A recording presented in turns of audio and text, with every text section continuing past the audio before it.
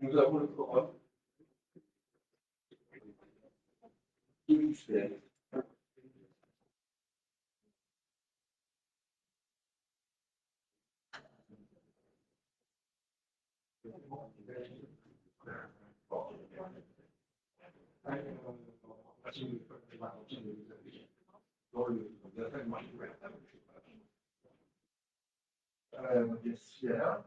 Nous avons des absents, donc Marie-Olivier est excusée, et nous devons procuration à l'atmosphère.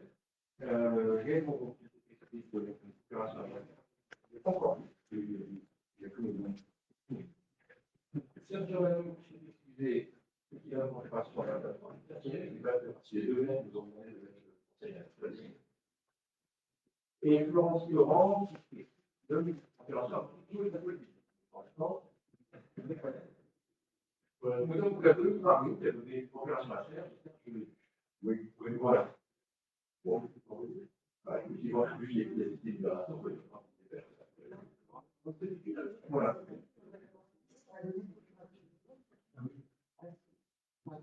Alors,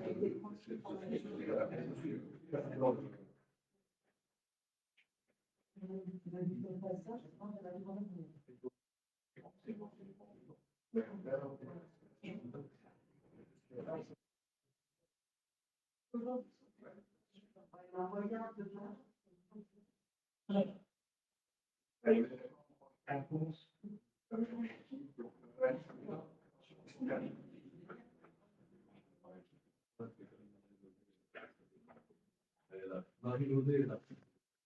Marie-Laudée. Ah oui. Elle avait les cheveux.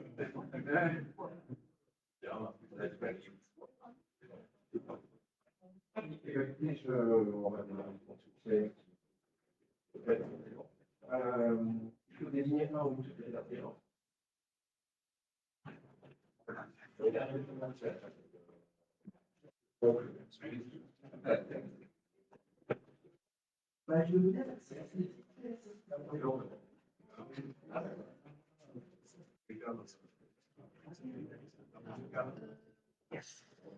Elles sont toutes occupées. Il y en a vers le président, par terre vers le président. Et sinon, ah sinon,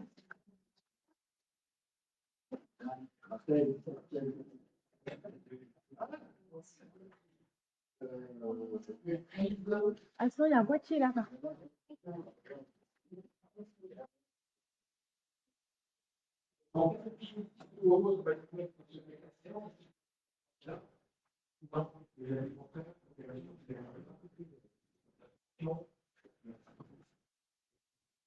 Donc, nous avons compris le contenu.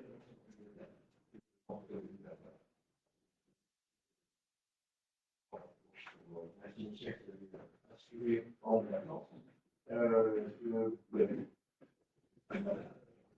Et est-ce que vous avez des commentaires à faire? Et déjà des informations, des transitions. Après, vous avez ok, dans la liste des délégations et nous pouvons attaquer les délibérations.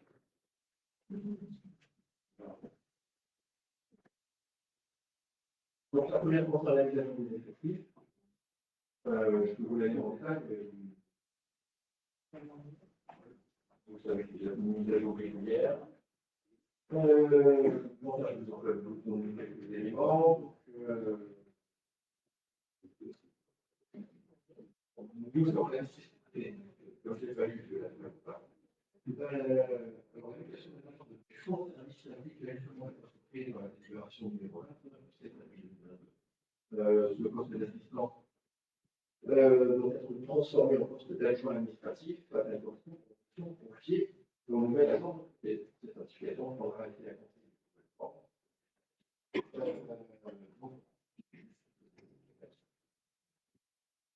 Alors, écarter le poste d'accueil pour le moitié. Pour le centre de l'accueil de l'extérieur, il est à 80% par la délibération numéro 19 mai 2022. La dette doit être ajustée pour tenir compte des besoins de réel service et la quantité de travail pour accompagner 70%. À partir du compte. Donc, si je n'avais pas eu, je vais faire. Les alimentaires, les mentions, l'air. La suivante, c'est une décision de l'explication publique que vous avez eue. Dans la lecture, c'est bon.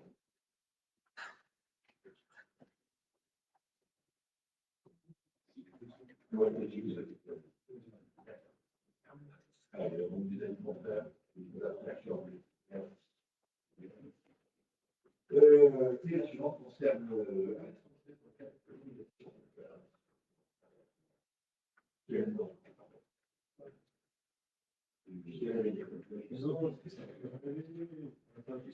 c'est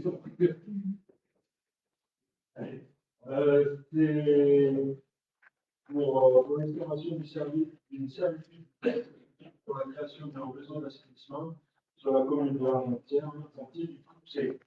En fait, c'est pour faire le réseau d'assainissement qui permettra au camping de l'Argentière ainsi qu'au radeau de pouvoir être raccordés sur le réseau et de procéder. Donc, on a un certain nombre de parcelles, mais on a des parcelles sur lesquelles on bute, on n'arrive pas à obtenir l'autorisation. Donc, c'est pour lancer la déclaration d'utilité publique. Voilà. Parfait, merci. Avez-vous des questions? Des avis contraires? Des abstentions? Allez, la suivante, c'est toujours à la. Alors, ça concerne toujours le passage de ce réseau d'assainissement. Et en fait, comme c'est pour autoriser le président, on a signé une convention spéciale d'études de passage avec la commune de l'Argentière et puis les autres propriétaires de fonciers. Avec des questions? Des éléments clairs? Des abstentions? Merci. Allez, la suivante. C'est elle. Okay. Donc, il s'agit de l'attribution des services des activités routières pour la saison 2025-2026. Il y a des.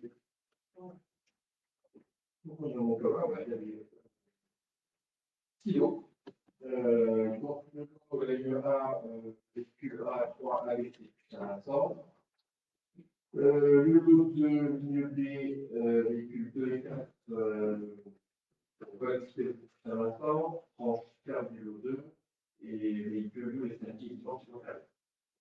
Et une tranche optionnelle qui est là, qui marque le qui prend. Le lot 3, qui est un renfort de la fréquence de vol jusqu'à l'instant. Le lot 6, qui est un service transport jusqu'à l'instant. Le lot 7, qui est avec l'extérieur, et le lot 8, qui est donc, nous jouons j'ai proposé la variante avant des aussi dans 94 957 €. Le lot 2 en transfert dans des côtiers pour 49 €. Le lot 3, la société d'entreprise Rénac pour 27 217 €. Le lot 4 pour côtier pour 25 004 €. Le lot 5 côtier pour 20 2.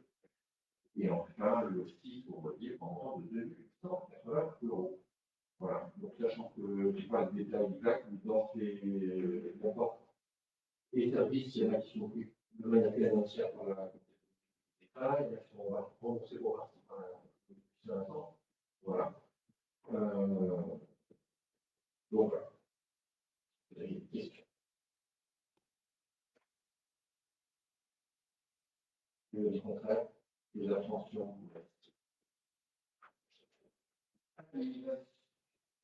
Donc, c'est le climat des cohérences territoriales et de nous de 1 million.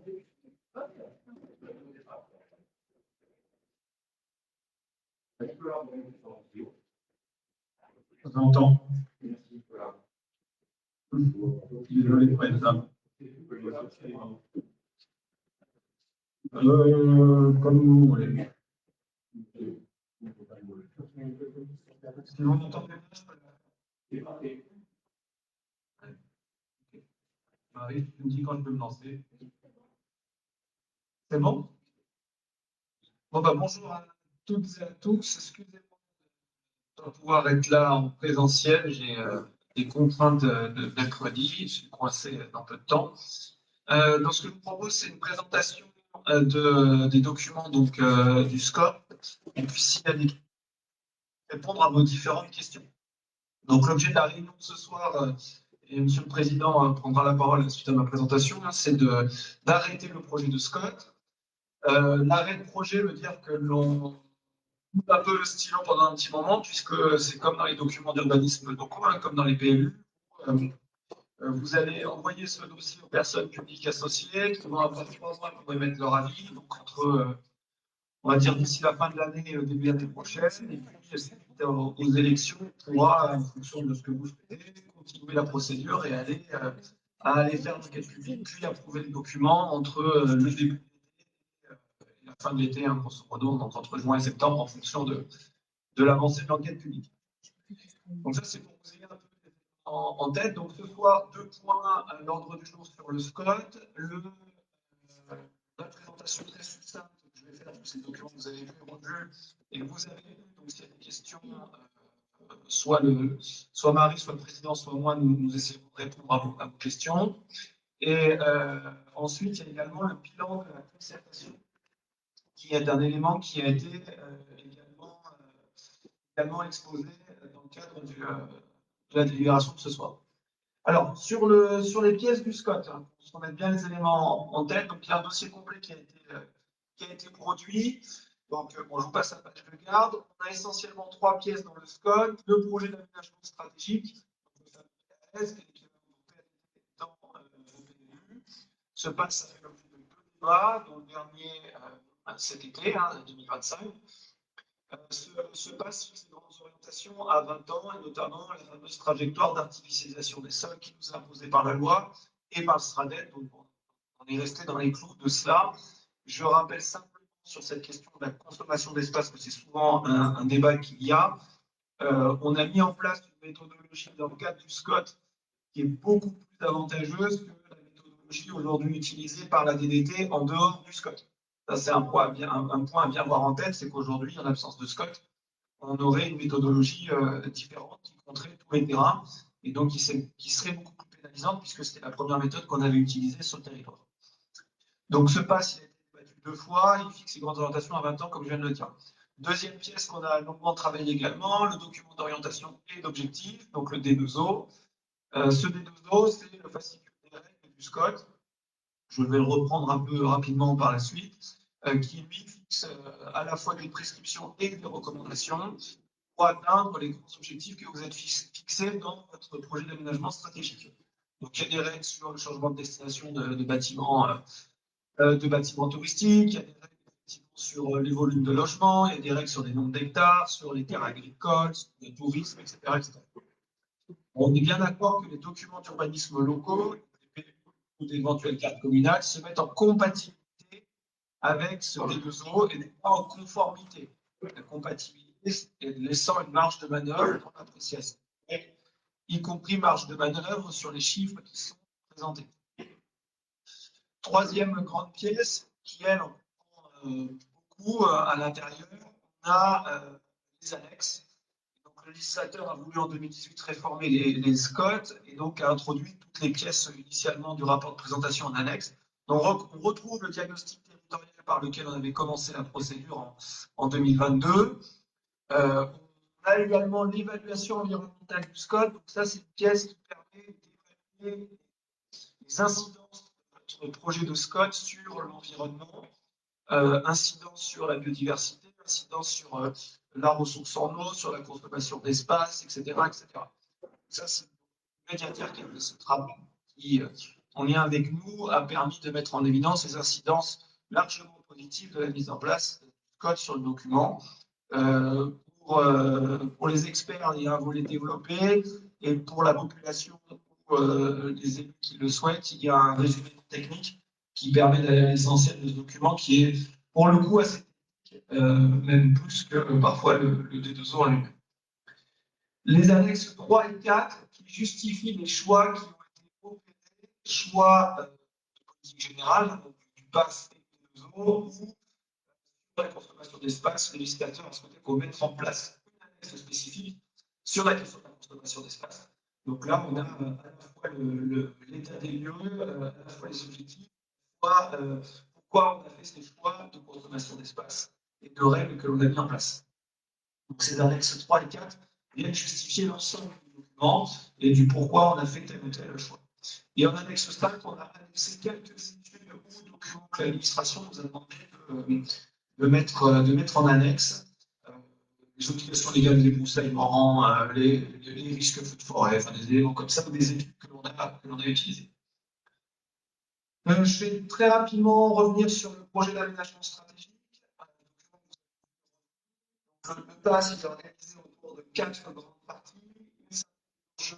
Le diagnostic de l'état initial de l'environnement. On a problématisé la dizaine de thématiques et d'enjeux que vous aviez sur le territoire. Ça va de la démographie aux défis climatiques, en passant par l'agriculture, la biodiversité, les risques, etc. Donc ça, c'est un peu la synthèse des enjeux, ce qui permet chacun, en fait, en lisant le PAS, de comprendre d'où on vient en termes de problèmes à traiter et où on va en termes d'objectifs et de grandes orientations pour le territoire à long terme. On a organisé le PAS autour de 3 axes fondamentaux. Un axe qui a été volontairement mis en premier, qui est un axe de volonté affichée d'affirmer une vie à l'année. Je rappelle rapidement la problématique que vous avez là-dessus. Vous avez atteint un plateau démographique au détour des années 2010 et depuis, vous avez avancé une légère décroissance de population. Je dis légère parce que, en comparaison de ce qui se passe dans le Briançonnais, qui ont subi en plus de plein fouet le départ de l'armée, vous avez une petite baisse de population alors que le Briançonnais baisse plus significativement. C'est un moyen de menace pour le territoire et donc face à ça, vous avez souhaité mettre en place tout un tas d'éléments de politique publique qui vous permettent de contrecarrer ces objectifs ambitieux en termes de production de logements permanents, d'organisation du territoire autour d'une armature qui permet aussi de régler partiellement ce problème de logement permanent, en travaillant sur les équipements publics et la question des commerces, la délocalisation des commerces, en travaillant en cohérence avec les territoires voisins et en travaillant aussi sur tout ce qui est schéma de mobilité pour permettre le déplacement des populations. Le deuxième axe est plutôt sur le volet économie. Vous avez souhaité faire un axe économie à part entière pour bien souligner les enjeux fondamentaux sur le territoire au regard de la difficulté d'accès pour le foncier économique pour les entreprises artisanales et industrielles. Ça, c'est l'orientation numéro 1, avec une stratégie sur le renouvellement et une ambition en extension. Vous avez prévu 5 hectares d'extension économique dans votre document d'orientation d'objectifs par ailleurs. L'orientation 2 qui est une orientation également fondamentale, qui est d'inscrire le tourisme dans une transition écologique et climatique. Donc l'idée, c'est de vraiment affirmer le positionnement touristique du territoire tout en travaillant sa diversification et son adaptation. Donc il y a tout un tas d'éléments sur l'adaptation des activités et sur l'enjeu de l'hébergement touristique, avec la volonté de rééquilibrer un peu le parc de l'île touristique au profit d'hébergements plus dynamiques en termes de commercialisation, qu'ils soient marchands ou tiennent avec des agences ou autres. La troisième orientation qui a fait l'objet d'une étude spécifique que vous avez commandée à la Chambre d'agriculture, qui est le volet agricole. L'idée, c'est vraiment de promouvoir l'agriculture sur le territoire en l'adaptant à la fois aux évolutions climatiques, aux caractéristiques du territoire et aussi dans une logique d'autonomie alimentaire, en sachant que le territoire ne sera pas autonome d'un point alimentaire, il n'a pas les caractéristiques, pour autant, il contribue à l'autonomie alimentaire du territoire des Hautes-Alpes, et dont vous inscrivez justement dans ce programme alimentaire territorial des Hautes-Alpes. Donc là, il y a également des ambitions en termes de développement d'activités agricoles et de préservation et de protection des terres agricoles. Le troisième axe, qui est un axe de protection, qui est plutôt d'inscrire le projet de territoire dans une transition environnementale au bénéfice de la qualité de vie sur le territoire. Donc ça va être la protection des éléments de biodiversité, avec tous les éléments que vous possédez sur le territoire en termes de cœur de parc, lien entre les écrins et le Kérin, les réserves de biodiversité diverses et variées. Donc tous ces éléments sont identifiés, protégés dans le cadre du SCOT et en termes d'ambition et de règles. La deuxième orientation, qui est une orientation aussi fondamentale en termes d'enjeux, c'est la question de la ressource en eau. Il y a quand même des problématiques vis-à-vis de ça. L'administration nous a notamment alerté à plusieurs reprises, même si des opérations sont engagées sur notamment la question des eaux usées. Donc, toutes ces thématiques-là sont identifiées dans l'orientation numéro 2 et ont fait l'objet également de l'évaluation environnementale. La troisième orientation de cet axe est plutôt liée à la protection du patrimoine. Et donc là, on a la protection au sens large, au sens paysager, architectural et urbain du terme, avec l'objectif de contribuer aussi à la dynamique d'attractivité résidentielle et touristique du territoire. Donc ça, c'est les trois grands axes qui ont articulé notre projet politique et qui fixent des ambitions à 20 ans. J'en profite pour dire que le SCOT fixe une ambition à 20 ans. Pour autant, vous avez l'obligation de faire un bilan du SCOT pour voir si les axes fondamentaux, les politiques publiques que vous avez mises en place en lien avec ces axes, on est bien dedans, vous inscrivez bien dans cette dynamique, ou à contrario, il y a quelques éléments qui méritent d'être vus dans un sens ou dans un autre, qui nécessitent de faire une SCOT, soit par une modification, soit par une révision, en fonction de ce que vous souhaitez modifier.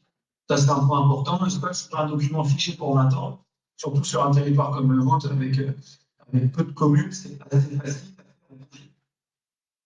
Donc, ces grands axes ont été documents d'orientation et d'objectifs.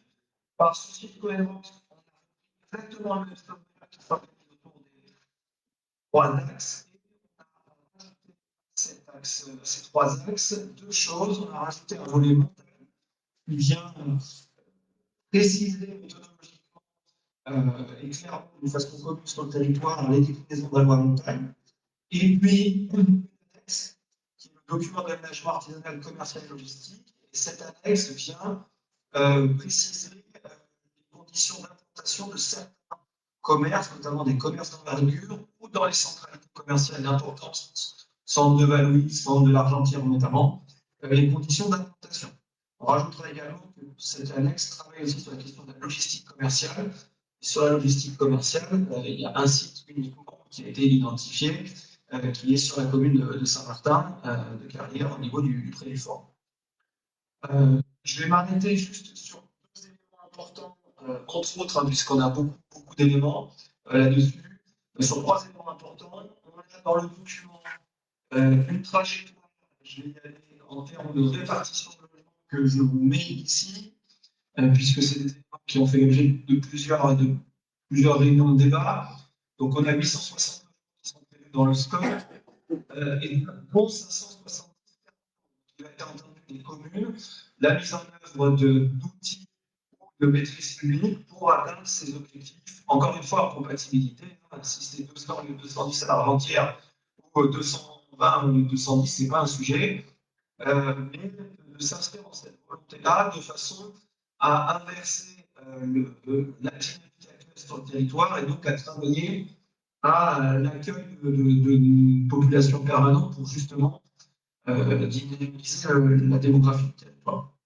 Ça, c'est un point important. Je l'ai dit tout à l'heure aussi, on a 5 hectares de foncier économique qui sont prévus face à cela. Et on a également, en termes de consommation d'espace, travaillé sur une répartition de la consommation d'espace, à la fois par typologie et par période et par coût. Donc, on a plusieurs éléments. On a travaillé sur la présence d'équipements structurants, donc à peu près autour de 1,5 hectare. Je rappelle ceux qui ont suivi, et pour les autres, je précise que les équipements structurants sont des équipements de portée intercommunale, donc des équipements qui dépassent le simple cadre de la commune, donc typiquement des parkings relais intercommunaux ou des équipements publics intercommunaux, type déchetterie ou autre. Ça avance dans cette logique-là.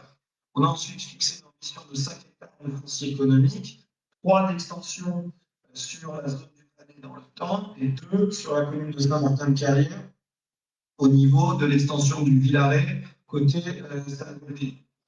Et le reste des surfaces, ce sont les espaces mixtes. Les espaces mixtes, c'est le reste des zones urbaines classiques, document d'urbanisme. Et là, il y en a à peu près 15,5.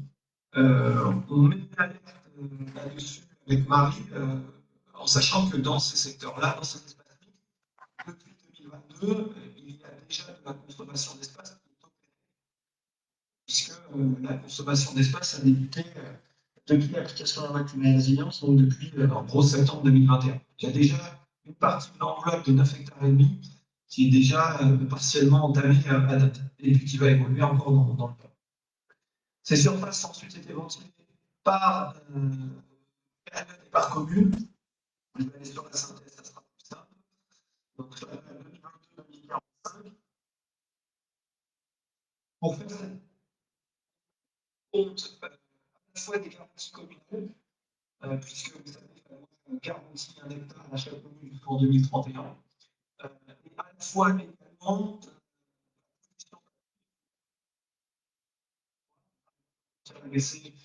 dispose au-dessus du SRANET d'un bonus de 1 hectare. Et le dernier point important à avoir en tête, même si on a été d'un PLU, on a essayé de positionner les hectares des objectifs de logement et des capacités de densification. Je rappelle ce point, ça se trouve en fait l'objet du débat également. On doit d'abord densifier et après on va consommer l'espace. Il peut y avoir des communes, et je prenais souvent le cas de l'Argentière, il peut y avoir des communes qui ont pas mal de logements à produire, pour autant elles disposent de beaucoup de capacités de densification au regard des logements à produire. Et donc, du coup, elles n'ont pas forcément beaucoup plus d'hectares que les autres, notamment le type de l'Argentine. Point important, les équipements communautaires sont mutualisés à l'échelle intercommunale. Donc, si une commune a un projet d'équipement communautaire, ça sera dans le cadre d'une décision de la communauté de communes d'attribuer une partie des hectares qui sont affichés ici, à savoir 1 hectare. Dernier point focus sur le D2O, vous avez un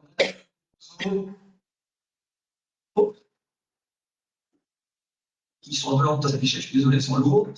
Une carte de synthèse, je ne rentre pas dans le détail, vous voyez rien, vous voyez la carte.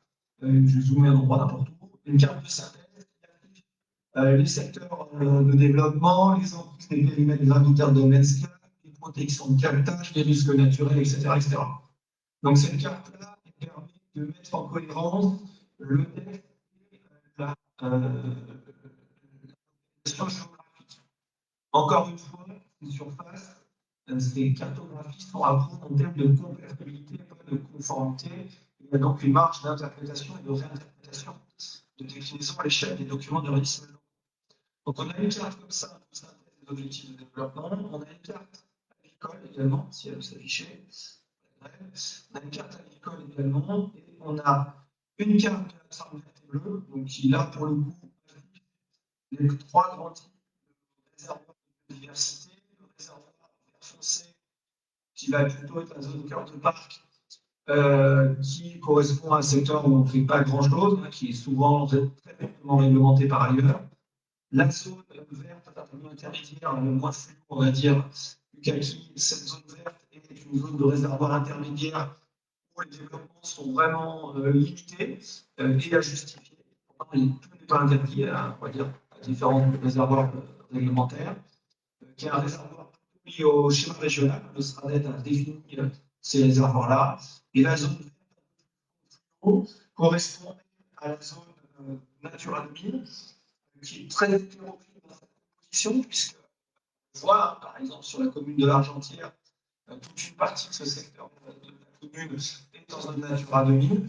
Et il était difficile de dire que tout était d'enjeu en termes de biodiversité, puisqu'il y a beaucoup d'habitations dans ces zones-là.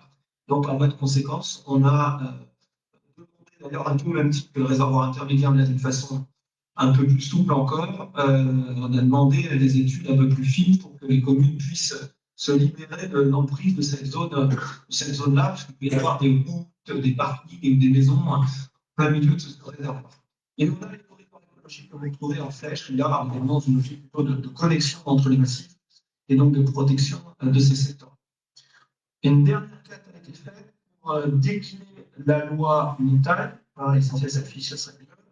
Voilà, là je zoome pas spécialement plus, mais identifier les différents villages, bourgs, villages, bourgs de construction et hameaux, ce qui permet déjà de simplifier la discussion avec les services de l'État lors de la mise en place des documents d'urbanisme locaux.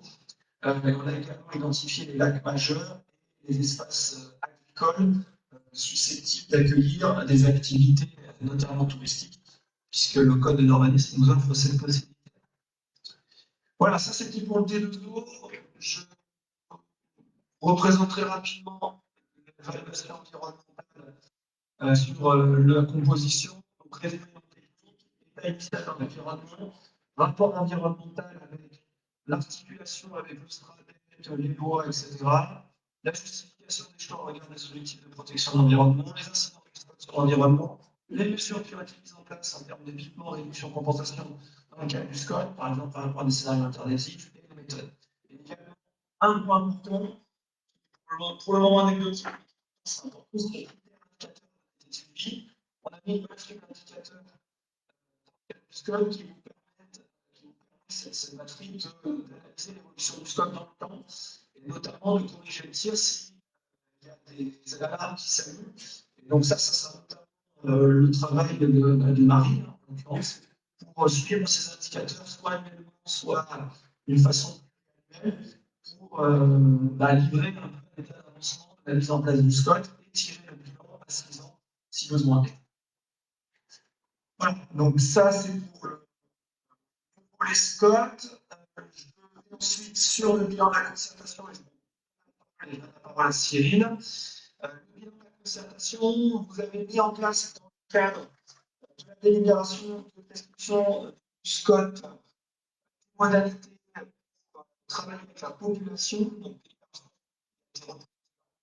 2022. On a fait plusieurs choses, une exposition publique, des panneaux qui se sont baladés partout, des ateliers thématiques, on a organisé 3 réunions publiques, on a organisé, de toute façon, c'est important de se le dire, une session sur le SCOT qui a été mis en place. Alors, il y en a une qui ne fait pas beaucoup sur le site internet et l'adresse postale de la commune, et également le registre de concertation. Donc, le bilan de la concertation qui est fait par la suite fait état du respect stricto sensus de ces différents éléments. Et on a eu dans le registre de concertation, en vue de la règle, uniquement 3 remarques auxquelles on a répondu. Donc, c'est assez peu.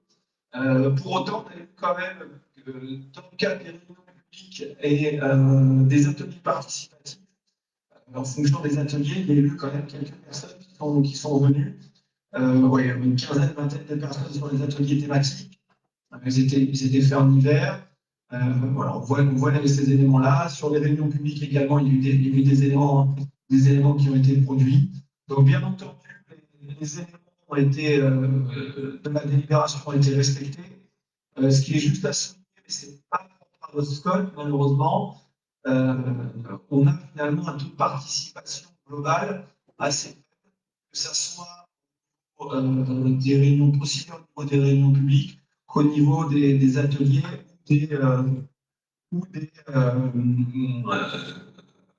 ou du revenu de concertation.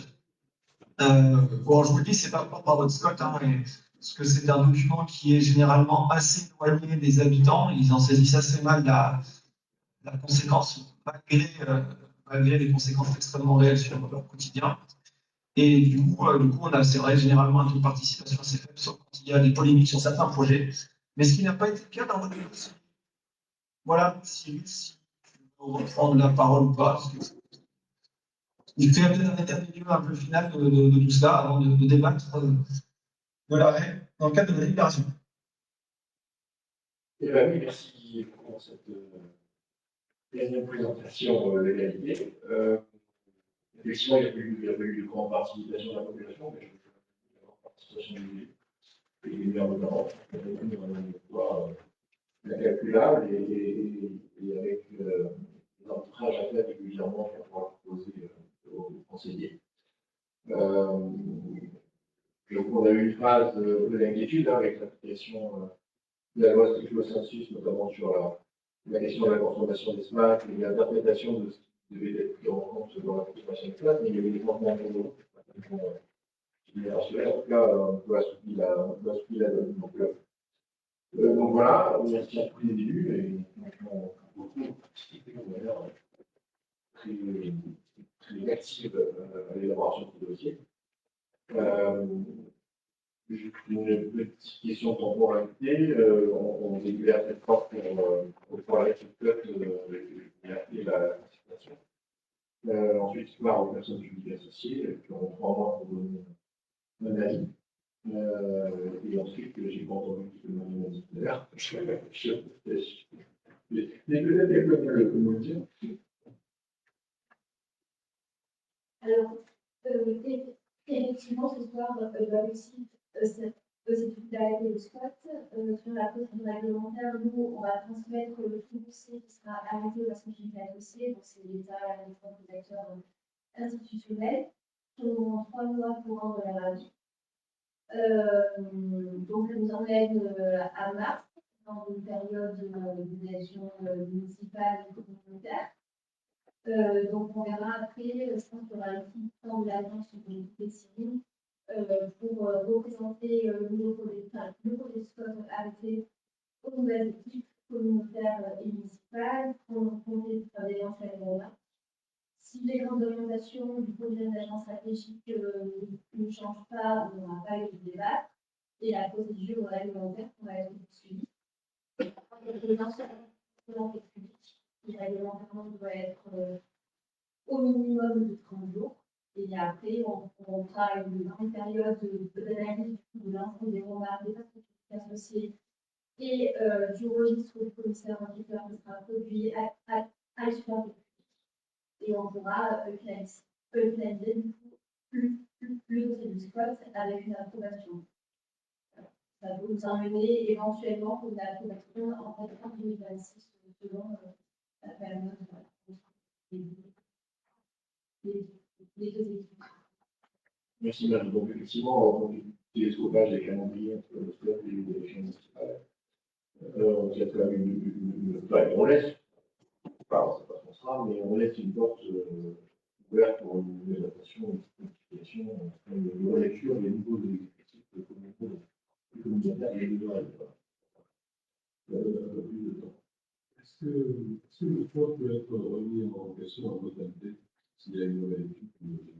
Oui, parce que la décision finale d'arrêt de valider le Scott sera prise qu'après les élections. De là, un nouveau exécutif communautaire peut dire j'arrête le Scott. Sur un plan technique, c'est évidemment monumental, mais ça peut aller pas. Après, il peut y avoir des petites adaptations. On revient dans toutes ces discussions, on est comme très contraint par les règles, notre propre vision du territoire est un peu difficile à donner dans un tunnel réglementaire, donc on peut sortir. Est-ce qu'il y a d'autres questions, on est censé débattre un quart d'heure du sujet. Non, il n'y a pas de questions. Il n'y a pas de débat. Donc, sur le document d'urbanisme, participer à l'élaboration de l'élu, parce que moi, je suis pour parler d'un objet de le faire. Et je trouve qu'en fait, la stabilité des mois et tout ça, moi, je suis toujours parti sur le fait qu'on va arrêter quelque chose qui ça peut permettre de 6 mois. Ça, c'est un peu gênant, je trouve. Et ça reste à la cour. Et donc, la question, je me suis dit, le D, quoi.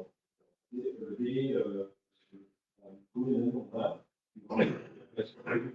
a en compatibilité avec le score.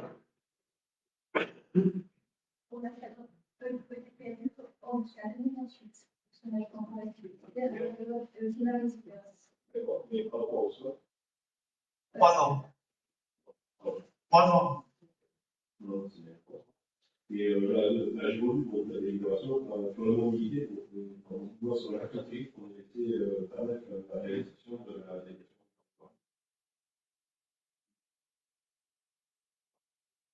Ok. C'est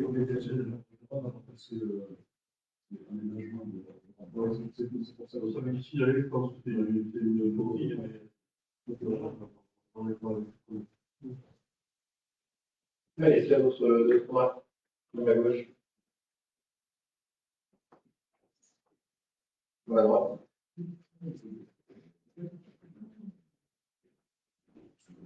Non? Bon. Bah, je vous propose de délibérer favorablement à l'arrêt du. Je remercie Nicolas infiniment et Marie, qui a pris une partie importante. La carte d'intervention. Son travail.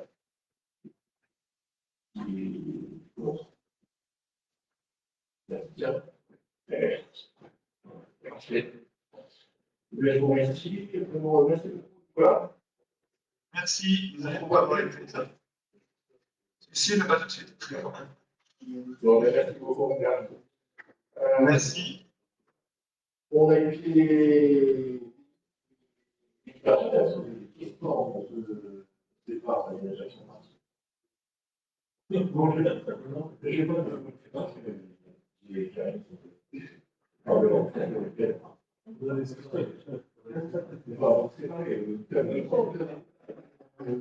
on débat. Michel, la question est Non, je voulais dire quelque chose, mais j'ai l'impression que le commissaire en faveur de la République pour la révision du PLU de la route durable est achevée. Je me rappelle que cette révision politique permet encore d'aller avoir l'ensemble il y a la communauté de communes qui demande mais avec une vie, pour aider certaines choses, donc on va les intégrer. Voilà, en fait, le président a été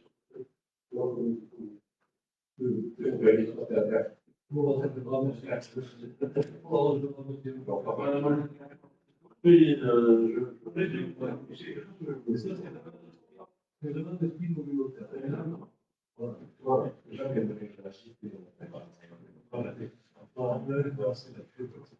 Martin, tu avais dit d'autres sujets. Marie-Jo, je fais un discours de table. Karine. Bon, Jacques. Parfait. Marcel, il est dans la. Oui, donc comment oui, je surveille. Oui, je rien, donc la plus grave. C'est chiant. Ils ont complété.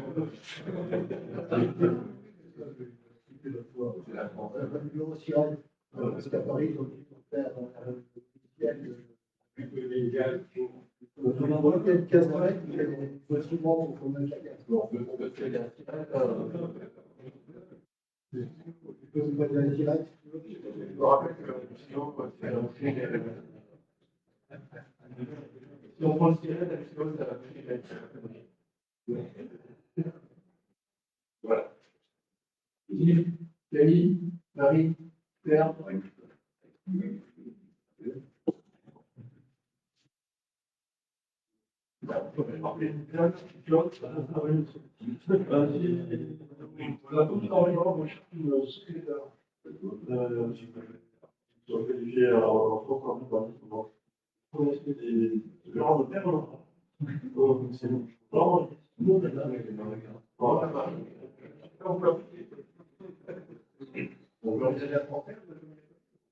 Malheureusement, freshman, c'est que pour les listes de droit, par exemple, pour les en place, voilà, on est obligé. Les choses, mais ça n'arrange pas les choses. Bon, et bien, merci à vous. On se revoit en décembre, on peut terminer le mois, et on peut se revoir le 18 décembre. Voilà. Je vous rappelle que vous avez un calcul de Noël. Moi, j'en viens.